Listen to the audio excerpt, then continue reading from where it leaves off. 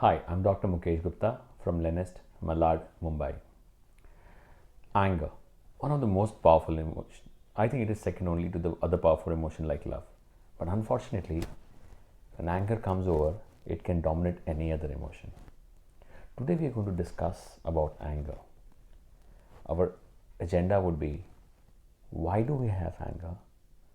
What are the various phases that we go through when we have anger? And lastly, how can we prevent the anger and control it? Okay, so let's try to understand the anger. So I would like to put anger and divide it into three phases depending on how to prevent it. So I always say that if there's any disease or any problem, and if you want to prevent it, there has to be a primary prevention, that is, don't let it happen. Secondary prevention, that when it is happening, try to identify, figure out, and stop it as soon as possible to prevent the complications. And tertiary prevention, when it has already happened, how do you do the damage control? Okay, so with that perspective, let's divide the anger into three phases. First, before or pre-anger phase. Second, the anger phase. And third, the post-anger phase. So pre-anger phase, we need to prevent by primary prevention. Do not let the anger happen. So let's first talk about the first phase, that is the pre-anger phase. Why do we get angry? Our commonest answer is something or someone makes me angry. If somebody doesn't listen to me, I feel bad and I feel angry. If I want someone to do something simple and they don't do it, I feel angry, and so on. You can give 100 reasons for that. Can someone or something make you angry? Does that someone or that thing has so much power and control that they can control your mind to make you angry? Well, you're not so weak. So first thing is, we become angry. It is our choice to become angry. Nobody can make us angry. Nobody can force that emotion on us. So let's take the responsibility first. Having said that, what are the factors which make us angry? So I always feel that the simplest thing is when something happens not to our liking or not to our expectation, we feel bad and we think that it is wrong, and that may lead us to anger. Most of the people who get easily angry are actually the ones who have got poor self-esteem or poor self-respect or poor self-confidence. They are the ones who feel that, how dare he can say like this to me? How can he do this to me? I am not like that. Well, but if you are confident of yourself and if you are powerful, you will not feel bad. If somebody tells you that aap aise hain, you are so and so, do you actually become that? No. So just because someone says something, it doesn't mean that we are that. So first build up on that. It is the pent up negative emotion that we are carrying ourselves, which is pushing us to easily accept the fact that, okay, I'm angry. So this is the pre-anger phase. When we go to the anger phase, I again subdivide that into three stages. And this angry phase, first stage I would say is the trigger. Something which triggers the anger. Second stage is your reaction to that trigger. And the third stage is the cascade. Let me explain this to you. Something has made you angry. Some trigger has created an irreversible reaction in your mind and makes you angry. When that trigger happens, you react in a particular way. Now, that trigger can be anything. It can be hundreds and thousands of things. Today it is something, tomorrow it will be something else. When you are a child, it may be a friend or a neighbor or anybody else or your mother or whatever. When you grow up, it may be your wife or your family member or your mother-in-law or sister-in-law or whatever. Anyone can be a trigger. Any statement from them can be a trigger. Any behavior from them can be a trigger to you. And once you get the trigger, it depends on how you perceive it and how you react, you will react. Now you may react as a mirror, the way they want, or as a sponge, you'll try to absorb everything and then feel bad about it. And lastly, like a magic machine, whatever negative happens, you can react and be positive. But normally we don't do that, and we react like a mirror and we become angry. I'm going to get into the details of these reactions in some other video, but here let us understand that the reactions that we give to a stimulus decides our outcome, and that outcome leads to higher stage of anger, and that is the cascade. And what is a cascade?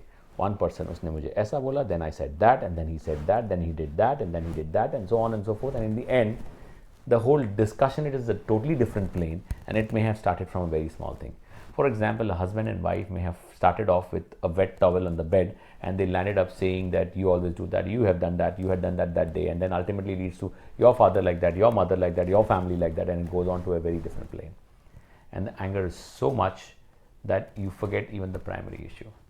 So whenever you're going through these stages of anger, understand at what stage you are, and that will help you to prevent the anger. So when we talk about prevention of anger at various stages, whether the phase is the first phase or the second phase or the third phase, in the first phase, by building up your self-confidence and creating a fact in your mind that nobody can make me angry, okay, except me when I choose to be angry, is one of the most powerful and a solid thought that can prevent you from getting angry. When you are in these phases, identify the trigger, and when the trigger happens, tell yourself, okay, this is a trigger happening. Let this trigger not affect me. And by doing that, you can prevent moving on to the next stage. So whenever there is a trigger, you also know that this is a potential situation which can make me angry. So let me give you an example. When you're crossing a crossroad or a signal, and it is just about to convert into a green light, or rather from a green light to a red light, and it shows that 5, 4, 3, 2, 1, and it is going to be red. What do we try to do? Do we accelerate and go immediately and cross the signal, or we slow down and let the signal go and go for the next signal? Well, most of us want to just get through that signal and get over with it. But suppose, even if you're right and the signal is green, but somebody else comes and bangs you, it was not your mistake. It was somebody else's mistake. But yet, will it not hurt you? Similarly, when you know that there is a potential trigger, you slow down, you press the brakes, you stay calm. You know that this is going to take me to a situation which will cause harm not only to me, but also to the person who is actually causing the trigger. So why don't you slow down? And that in itself will help you to prevent going to the next phase. When we talk about the reactions, if you mirror the reaction of a person who's talking to you, if he has said so much negative to me, I will also say this to you. What does he think of himself? I can also do that. I can also say this to her or him. Well, that is mirroring. What is the difference between a person who's giving a negative energy to you versus you who's doing the same thing to that other person? So it doesn't really matter what the other person does. It is your reaction which will make you happy or angry. And that is the reason you should avoid giving that mirroring of your behavior. You can choose to be the magic machine. Whatever negative comes to you, you can just respond back in that same way. Or you can be a sponge if you are strong enough, where you're just absorbing everything and letting it go. We'll talk about these reactions in some other place, but please understand this reaction is something which will decide whether you enter into that anger cascade or not. In the anger cascade, at every step, you have a choice to stop yourself and cut down. Okay, if I keep on moving ahead, it is only going to lead to unhappiness. So I need to stop somewhere. The sooner you realize that you have entered the cascade and now it is only a mudslinging competition, it is not going to make you into the bad phase, but it will stop you from going angry. Now I'll give you another example here. If you are playing a game with someone, say a boxing bout, and you know that your friend who is playing a boxing round with you has got a injury on one of the shoulder, and you are playing the game, and if you want to win the match, the first thing that you do is, yes, you try to hit it where it hurts so that the game is over quickly. But the person is your friend or maybe a family member. So when you are actually hitting that person at that place, you forget that you're also hurting that person. But at that mind, the only thing which is heavy on your brain is, I want to win this competition. Anger is nothing but a competition. In the cascade, we only try to keep hitting the opposite person with words or behavior which we know will hurt them, unfortunately, that is only going to trigger more unhappiness and more anger in the opposite person. And that person is also going to reciprocate with the same behavior. And this leads to the cascade. If we realize that this is just a game and we need not hurt the person and we do not lose our sanity, probably our cascade will not go high and you'll be able to cut it. Now, this is the phase of anger which can be prevented at every phase. The last phase is the post-anger phase. You've already got angry, and then it leads to all the negative emotions. You feel bad, you feel irritated, you feel restless, you feel as if nothing is good around you, and then you start thinking, he said or she said this to me, I should have done this, I should have responded like that, and that takes away a lot of your energy. And that post-anger phase is a time when sometimes you feel that this should not have happened, but you have no control because it has already happened, and you are not able to overcome this feeling. So, as I said again, the pre-anger phase is primary prevention, anger phase is secondary prevention, and the post-anger phase, when you want to control yourself, is the tertiary prevention from damaging your mind, soul and body. Now, in this third phase, if you have already behaved in a way which you now regret, you may not regret the fact that you were angry on that person because you feel that that person deserves that. But unfortunately, it is still affected you in your life. The sooner you overcome that phase and become optimistic or positive, the better it is. This is where you need to use some tools or tricks which will help you to overcome anger. For example, if you had a fight with your partner and you just want to get over with it, but you know that it was his or her fault, and you don't want to make that person feel that okay, it was your fault, but still I'm unhappy about it. The best way is to use a tool by saying that, don't say I'm sorry, say that I'm sorry that this happened. So you're not sorry for your behavior. No, you are, but you're more sorry because you lost control. You may be right on what you said or on your stand, because unfortunately there is no such thing as right or wrong. What is convenient to you is right as per your perspective, and what is convenient and acceptable to your partner is right as per their perspective. So most fights or most arguments or debates happen because both of the parties are extremely firm and sure that they are right.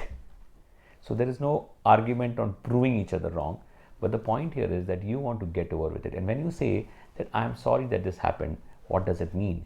It means that it doesn't matter what the issue is, but I don't want to fight with you. And that is the phase which will help you to come back to your original behavior and positive energy again. So we can go on and on each phase, but you can create tools at each level.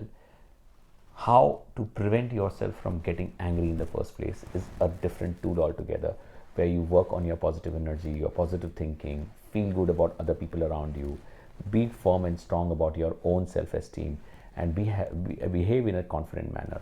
That will help you to prevent you from being angry in the first place. A lot of meditation, a lot of positive reading, and listening to positive talks and motivational talks will help you to be strong in this first phase. In the second phase, the quicker you are able to realize that you are in that phase of anger, the faster you will be able to control yourself. If you see a trigger, tell yourself, okay, this trigger is going to trouble me, I need to stop it. If you're reacting, tell yourself, no, I'm not going to react in a mirror. I'm going to be smarter. I'm not going to behave the same way the opposite person is behaving. If you're going in the cascade, remember that I'm not hurting the other person just because the other person is hurting me. I'm stronger and better than that. Control yourself. And in the last phase, the sooner you are able to overcome the negative emotion that you're carrying, because it's very heavy on your heart, the faster you will be able to cope up with your life and be happy. Remember, anger is inversely proportional to happiness. So the more you are angry, the lesser you can be happy. Search your inner peace, and that will give you tremendous inner strength to live your life. Thank you very much.